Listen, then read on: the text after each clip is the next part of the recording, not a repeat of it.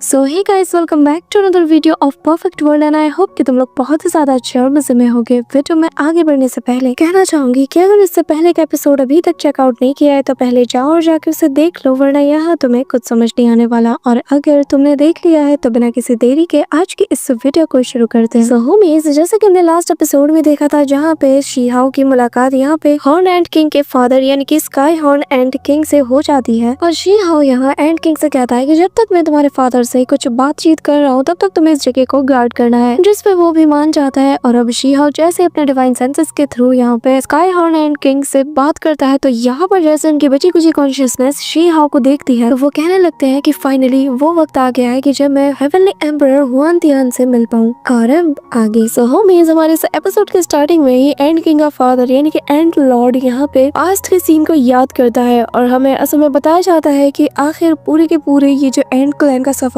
कैसे हो गया। और हमें बताया जाता है कि ये उस एंशिएंट एरा की बात है जब पूरी की पूरी एंड क्लैन यहाँ बैटल में उतर चुकी थी, लेकिन इससे पहले कि ये लोग जीत की कगार तक पहुंच पाते इनको बहुत बुरी सिचुएशन से गुजरना पड़ा। उनकी फैमिली के आधे से ज्यादा मेंबर्स वही ऑन द स्पॉट मारे जा चुके थे। अब यहाँ पे हमें एंड लॉर्ड के बारे में दिखाया जाता है जहाँ पर उसके बच्चों को बेरहमी के साथ मार दिया गया था। साथ ही कुछ लोगों को तो जो डेडली फ्लाइज थे उन लोगों ने कच्चा खा लिया था, लेकिन एंड लॉर्ड फिर भी नहीं रुका। उसका जो लास्ट बैटल था उसे बहुत ही ज्यादा लेजेंडरी भी माना जाता है और ऐसा कहा जाता है कि जिस हिम्मत के साथ वो बैटल लड़े हैं उसे आने वाले सदियों में याद रखा जाएगा। साथ ही हमें ये बताया जाता है कि भले ही एंड लॉर्ड बहुत ही हिम्मत के साथ फाइट करते रहे, लेकिन जो नेदर वर्ल्ड के दुश्मन थे उन लोगों ने निहत्ते एंड लॉर्ड पर अटैक किया, वो भी घात लगाकर, और उन्हें इतना ज्यादा इंजर्ड कर दिया कि वो बिल्कुल अधमरी कंडीशन में पहुंच चुके थे। इसी के साथ हमें दिखाया जाता है कि आखिर कितनी बेरहमी के साथ एंड लॉर्ड को मारने की कोशिश की गई थी, जहाँ पे हम देखते हैं कि नेदर वर्ल्ड के दुश्मनों ने उनके स्कल पे अटैक किया और जिसे कि इन लोगों ने चीर के रख दिया। वहीं दूसरी तरफ एक बंदे ने तो उनके पेट में डिवाइन स्पेयर को ही घुसा दिया था और ये सारी इंजरीज इतनी ज्यादा डेडली थी कि अगर इनकी जगह कोई और होता तो वो ऑन द स्पॉट मारा जाता। एंड लॉर्ड फिर भी नहीं रुका, वो आगे बढ़ता रहा इतनी गंभीर चोटों के साथ भी। साथ ही हमें ये भी बताया जाता है कि इस दौरान उनकी जो वाइफ थी वो प्रेग्नेंट थी। अपने पूरे क्लैन मेंबर्स, पूरी फैमिली को तो ये खो चुके थे, लेकिन इस कंडीशन में भी वो अपनी आखिरी होप को लेते हुए वो सीधा उस एंशिएंट केव के अंदर पहुंच गए, जिसके बाद वो उस अंडे को बाहर निकालते हैं जिसमें कि उनका बच्चा था जो कि अभी कम्प्लीटली इवॉल्व भी नहीं हुआ था। और वो बहुत ज्यादा इमोशनल होते हुए आसमान की तरफ देखते हुए कहता है कि हेवन, अगर तुम ये देख रहे हो तो तुम जान लो ये मेरा वो बच्चा है जो कि अभी दुनिया में आया भी नहीं। इसकी माँ पहले ही मर चुकी है और मैंने बस इसकी माँ के वॉम्ब से इसे निकाला है ताकि इसकी जान बचा सकूं और ये मेरी आखिरी उम्मीद है, इसलिए मैं चाहता हूँ कि तुम भी इसे प्रोटेक्ट करो। यहाँ पे हम देखते हैं कि अपने बेटे को बचाने के लिए एंड लॉर्ड खुद को सैक्रिफाइस कर देता है और कहता है कि मेरे बच्चे, मैं जानता हूँ कि आने वाला समय तुम्हारे लिए बहुत ज्यादा मुश्किल होने वाला है। भले ही तुम कमजोर पैदा होगे लेकिन तुम आगे चलकर एंड क्लैन का बदला जरूर लोगे। अब यहाँ पे एंड लॉर्ड की सारी डिवाइन पावर्स एंड किंग को यहाँ पे चारों तरफ से कवर करना शुरू कर देती है। साथ ही अपने ब्लड से एंड लॉर्ड अपने बेटे के लिए बॉडी को भी यहाँ पे बनाता है ताकि फ्यूचर में उसे कभी ये ना लगे कि उसके फादर ने उसे ऐसे कमजोर हालत में छोड़ दिया। साथ ही उसके बॉडी में एक ट्रेस भी छोड़ देता है जिसके जरिए से वो उसी इमॉर्टल सूत्र के इनहेरिटेंस को भी हासिल करे। अभी यहाँ पे प्रेजेंट टाइम में हम वापस से उस एंड लॉर्ड के सोल के एक फ्रेगमेंट को देखते हैं जो कि बताता है कि मैंने मरने से पहले सब कुछ देख लिया था और इसी वजह से मैंने अपने सोल फ्रेगमेंट का एक बहुत ही छोटा सा हिस्सा उसके लिए छोड़ दिया था ताकि मैं फ्यूचर में चल के उससे मिल पाऊँ। साथ ही यहाँ पे उसने शीहाओ का जो फ्यूचर है उसे भी देख लिया था कि शीहाओ आगे चल के क्या बनने वाला है। अब यहाँ पे शीहाओ को भी वो बताता है कि मुझे सब कुछ पता है कि आगे क्या होगा, जिसपे शीहाओ सवाल करता है कि आखिर आपने ऐसा क्या देखा। जो देखते साथ ही एंड किंग अपनी मेमोरीज को शीहाओ के साथ शेयर करते हैं और हम देखते हैं कि एक रे ऑफ लाइट सीधा शीहाओ के फोरहेड से जा टकराती है और शीहाओ खुद को एंड लॉर्ड की मेमोरी के साथ कनेक्ट कर पाता है और अगले ही पल वो खुद को एंड लॉर्ड की मेमोरी में पाता है, जहाँ पर एंड लॉर्ड उसे हिंट देते हैं कि आखिर आने वाले समय में कितनी बड़ी मुसीबत इन सभी पे आने वाली है। यहाँ पे जो एंड लॉर्ड थे वो भी काफी ज्यादा सरप्राइज था कि शीहाओ बस थोड़े से हिंट से ही समझ चुका है कि किसके बारे में यहाँ पे वो बात कर रहे हैं और हमें टाइम का वही पीस दिखाया जाता है यहाँ पे शीहाओ पर उस रेड हेयर डीमन इमॉर्टल ने हमला किया था और बेसिकली इस रेड हेयर डीमन इमॉर्टल ने एंड लॉर्ड पे भी अटैक किया था, लेकिन साथ ही वो बताता है कि इसका साथ उस वक्त इमॉर्टल किंग अर्ला ने भी दिया था। साथ ही एक तीसरा बंदा था जिसके बारे में फिलहाल हमें नहीं बताया जाता, लेकिन शीहाओ जब ये सारी मेमोरीज को देखता है तो वो भी काफी ज्यादा हैरान था कि अकेले फॉरेन रियलम के 3 सबसे पावरफुल बीइंग से सामना करना कोई आसान काम नहीं। वो बैटल कितनी ज्यादा फियर्स रही होगी। अब यहाँ पे शीहाओ खामोश था, लेकिन एंड लॉर्ड आगे बताता है कि तुमने जैसा कि देखा ये 3 सबसे पावरफुल बीइंग है वर्जन रियलम के,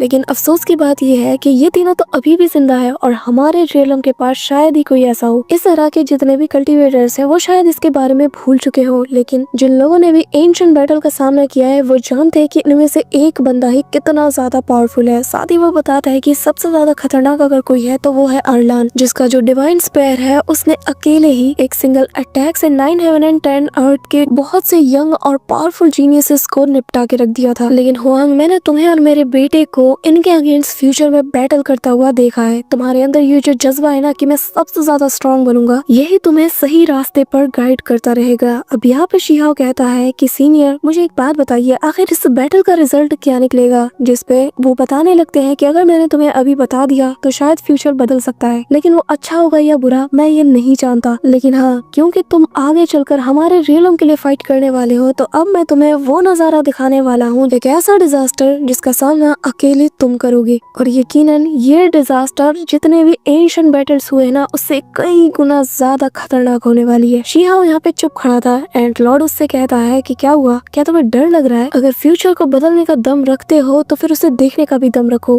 अचानक से हम देखते हैं यहाँ का पूरा स्पेस जैसे कोलैप्स होने लगता है और चारों तरफ बड़ी बड़ी लहरें उठने लगती हैं, जो कि शीहाओ को यहाँ सप्रेस करना चाहती थी। लेकिन शीहाओ बहुत लाउड वॉइस में कहता है कि हाँ, मैं दम रखता हूँ कि मैं अपने सारे दुश्मनों को चुन चुन के मारूंगा, तो भला इसमें डरने जैसा क्या है? इसी के साथ अचानक से सब चीजें शांत होने लगती है कि तभी यहाँ पर एंड लॉर्ड भी उससे इम्प्रेस हो जाते हैं और कहते हैं कि तो फिर एक और सवाल का जवाब दो। इसी के साथ यहाँ का स्पेस बदलने लगता है और हम शीहाओ के हाथ में उसकी स्वॉर्ड को देखते हैं और एंड लॉर्ड कहता है कि एक बात बताओ, क्या हो अगर पूरी दुनिया कोलैप्स कर जाए, सारा यूनिवर्स ही कोलैप्स कर जाए, लेकिन तुम एक सिंगल बीइंग वहाँ पर बचे रहो जो कि दुश्मनों के अगेंस्ट आखिरी दम तक लड़ता रहे? क्या तुम इस फाइट को तब भी कंटिन्यू करोगे जब तुम्हारे बाल सफेद हो जाएंगे? यहाँ पे शीहाओ उसके सवाल को सुनकर अपने आसपास को देखने लगता है। यहाँ पे शीहाओ भी आसपास के नजारे को देखकर मन में सवाल करता है कि क्या वाकई में फ्यूचर में मैं इतना ज्यादा अकेला हो जाऊंगा? जिसके बाद वो एंड लॉर्ड से कहता है कि एक बात बताइए, आखिर मेरे सारे साथी मेरे साथ होंगे या नहीं? आखिर वो लोग कहाँ पे है? मैं ऐसे किसी फ्यूचर को कभी होने ही नहीं दूंगा जिसमें कि मैं अकेला रह जाऊं, मेरे दोस्त मुझसे दूर हो जाए या फिर जिन लोगों की मैं केयर करता हूँ वो मुझसे दूर हो जाए। यहाँ पे उसके ये सारे सवाल सुनकर एंड लॉर्ड खामोश था, पर तभी वो बताता है कि मैंने असल में 2 टाइप के एंडिंग को देखा है, जिनमें से एक ये है, लेकिन तुम वो हो जो कि फ्यूचर को शायद बदल सकता है, क्योंकि मुझे तुम्हारे अंदर से बहुत सी टाइमलाइन जुड़ी हुई नजर आ रही है और हो सकता है जैसा तुम कह रहे हो वैसा तुम फ्यूचर अचीव कर भी लो, लेकिन मेरे जैसे एक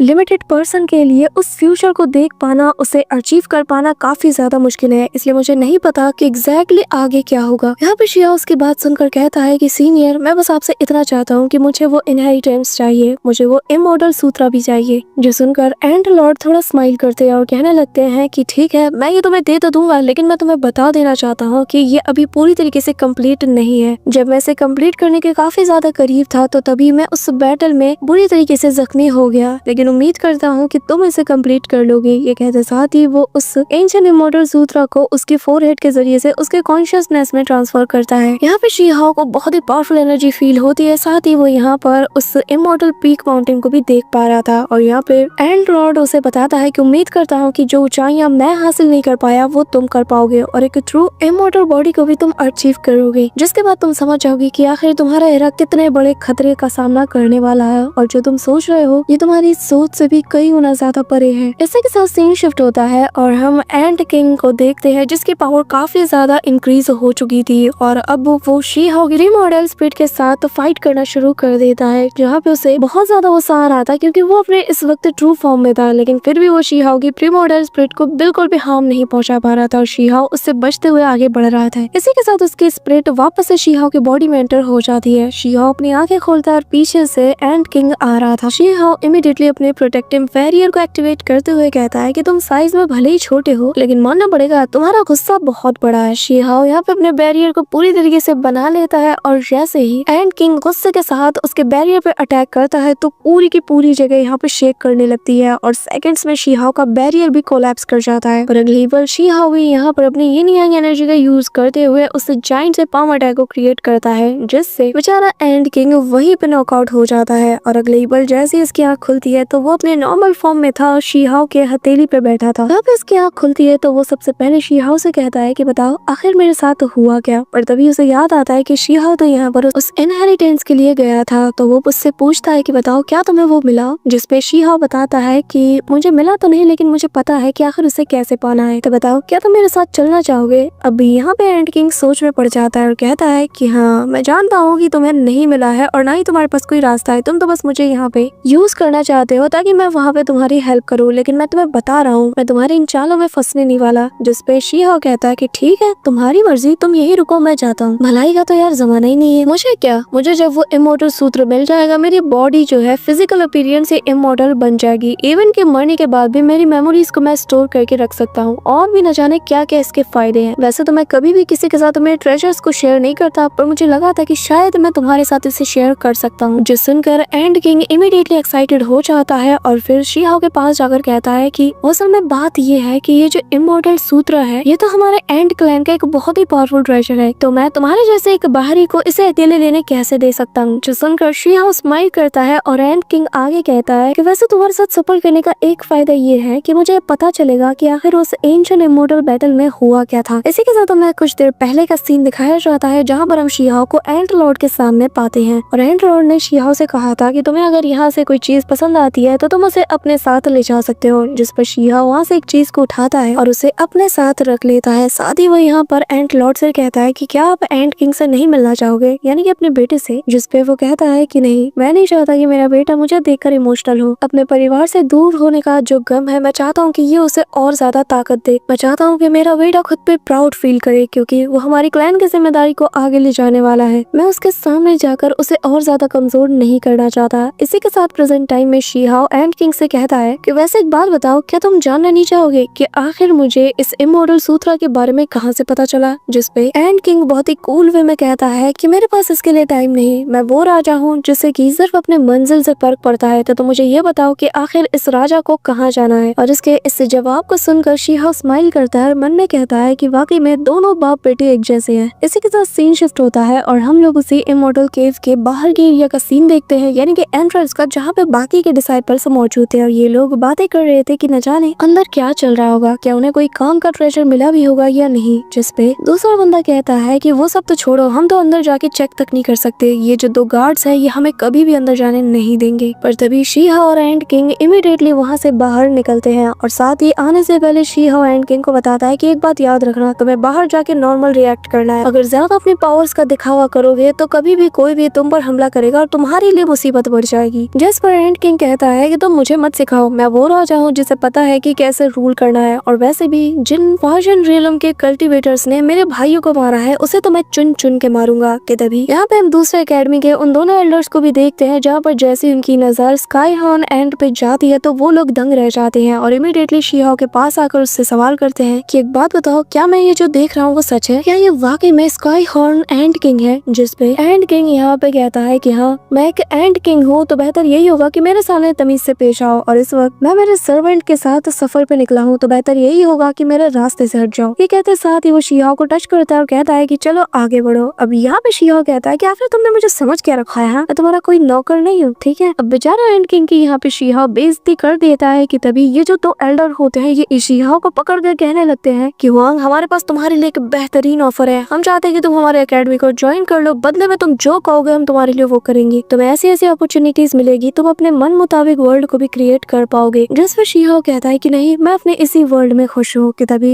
हेवनली एकेडमी का एल्डर हुआंग से कहता है कि इसकी बातों पे ध्यान मत दो, ये तो बकवास करता रहता है, और फिर वो शीहाओ को दूर ले जाता है और कहता है कि जरा मेरी बात तो गौर से सुनो, हम जानते हैं ये तुम्हारे पास बहुत ज्यादा टैलेंट है, तुमने अपनी बॉडी को एक सीड की तरह यूज किया है, जिस वजह से तुम्हारे लिए ना आज के एरा की जो टेक्निक है, जो मेथड हेवनली एकेडमी यूज करती है वो बिल्कुल सूटेबल है, तो मेरी बात मानो, हमारे साथ हाथ मिला लो। यहाँ पे हम देखते हैं कि वो और ज्यादा लालच देते हुए कहने लगता है कि हाँ मैं तुम्हें एक बात तो बताना ही भूल गया, हमारी जो एंशिएंट बुक्स है तुम उन्हें भी रीड कर सकते हो, तुम्हें किसी चीज के लिए भी हमें पूछने की जरूरत नहीं पड़ेगी। अब यहाँ पर उसकी ये सारी बातें सुनकर भी शीहाओ मना कर देता है। अब यहाँ पे हम देखते हैं कि दोनों एल्डर शीहाओ के लिए लड़ना झगड़ना शुरू कर देते हैं, और फिर जो इमोर्टल एकेडमी का एल्डर होता है वो आगे आता है और कहने लगता है कि वैसे बात तो तुम्हारी सही है, इसने अपने बॉडी को ऑलरेडी एक सीड के तौर पे यूज किया है, जिसका मतलब ये है कि इसके पास काफी ज्यादा पोटेंशियल है और इसका फ्यूचर लिमिटलेस है। लेकिन मैं समझ नहीं पा रहा कि जब तुम्हें ये बात पता है तो आखिर तुम क्यों इसे अपनी एकेडमी में खींच रहे हो, जबकि तुम्हारे ये जो मेथड्स है ये इसके किसी काम नहीं। और वैसे भी तुम्हारे पास तो वो रैबिट गर्ल मौजूद है, साथ ही वो ब्लू मून की रीइंकार्नेशन वाली लड़की भी, जिसके र्यूमर्स काफी ज्यादा फेमस है, जिसपे हेवनली एकेडमी का एल्डर कहता है कि बकवास बंद करो, तुम भी जानते हो कि उस किलिंग पर हम कोई भी रिसर्च नहीं कर सकते क्योंकि उसपे बहुत से रिस्ट्रिक्शंस लगे हुए हैं। अब यहाँ पे ये लोग बहस कर रहे होते हैं, लेकिन शी-हाओ इनसे तंग आकर वहाँ से जाने लगता है कि तभी एंड किंग कहता है कि वैसे मुझे लगा नहीं था कि आउटसाइड वर्ल्ड के लोग इतने ज्यादा अजीब होंगे। कि तभी शी-हाओ जब यहाँ से जा रहा था तो तभी उसके सामने एक बंदा अपीयर होता है जो कि वांग फैमिली से बिलोंग करता है, और वो शी-हाओ से कहता है कि हुआंग, तुम्हें नहीं लगता कि तुम आजकल कुछ ज्यादा ही एरोगेंट बन रहे हो? जिस पे एंड किंग भी उसे देखने लगता है। और यहाँ पे ये बंदा जो वांग फैमिली से बिलोंग करता है वो कहने लगता है कि हुआंग, तुम्हें भूलना नहीं चाहिए, अभी कुछ साल पहले तक ही तो तुम हमारे फैमिली का सर्वेंट हुआ करते थे, तो बेहतर यही होगा कि चुपचाप इस स्काई हॉर्न एंड को हमारे हवाले कर दो। कि तभी सभी को एक बहुत ही ज्यादा बुरी स्मेल आती है, और यहाँ पे पीछे मुड़ के जब ये लोग देखते हैं तो युआन किंग आ रहा था जो कि पूरी तरीके से नशे में धुत था। जिसके बाद वो एंड किंग से कहने लगता है कि तुम इस दुनिया के एंड क्लैन के एक आखिरी और इकलौते बचे हुए मेंबर हो जिसे की काफी ज्यादा सुरक्षा की जरूरत है, क्योंकि बाहरी रियलम वाले जब यहाँ पे आएंगे तो सबसे पहले तुम पे अटैक करेंगे, तो मेरे ख्याल से तुम्हें मेरे साथ चलना चाहिए। ये कहते साथ ही वो इमीडिएटली शी-हाओ के पास चला जाता है, और वो शी-हाओ को बहुत ही कोल्ड निगाहों से देखता है, जिस वजह से शी-हाओ समझ जाता है कि ये अभी भी अपने फैमिली मेंबर की मौत का बदला लेने के यहाँ पर आया होगा। कि तभी यहाँ पर हम वाइन क्लैन की जो एल्डर होती है उसे देखते हैं, जो कि शी-हाओ से कहती है कि इन लोगों की बातों पे फोकस मत करो, तुम भी जानते हो कि हमारा क्लैन कितना ज्यादा पावरफुल है, तो बेहतर यही होगा कि इस एंड किंग को हमारे हवाले सौंप दो। यहाँ भी हम देखते हैं कि ये तीनों लोग एक दूसरे से हाथ मिला चुके थे, क्योंकि इन्हें शी-हाओ से बदला जो लेना था। यहाँ पे शी-हाओ अपनी पावर को रिलीज करते हुए कहता है कि बेहतर होगा कि मेरे रास्ते से हट जाओ। कि तभी यहाँ पर एक बहुत बड़ा क्रैक ओपन होता है और उससे एक रॉयल शिप बाहर आती है, जिसके ऊपर वही प्रिंसेस वॉर गॉड मौजूद थी, साथ ही यहाँ उस पे फादर भी आए थे, और वो सभी से कहने लगता है कि हुआंग और उसके साथियों की प्रोटेक्शन ये सब कुछ तियानशिन एकेडमी की जिम्मेदारी है, तो बेहतर यही होगा कि तुम लोग इसमें दखल मत दो। जिसपे वाइट क्लैन की जो एल्डर होती है वो कहने लगती है कि सीनियर, हमें पता नहीं था कि आप यहाँ पे आएंगे, लेकिन हम माफी चाहते हैं पर हम इस मौके को जाने नहीं देंगे। ये कहते साथ ही वो अपने डिसाइपल्स को ऑर्डर देती है, साथ ही बाकी के जो क्लैन के डिसाइपल्स होते हैं वो सभी लोग भी शी-हाओ पे टूट पड़ते हैं, और यहाँ पे सभी लोग एक सीलिंग फॉर्मेशन को क्रिएट करते हैं, जो देखकर शी-हाओ को तो बहुत गुस्सा आ रहा था। कि तभी वो जो प्रिंसेस थी उसका फादर यहाँ पे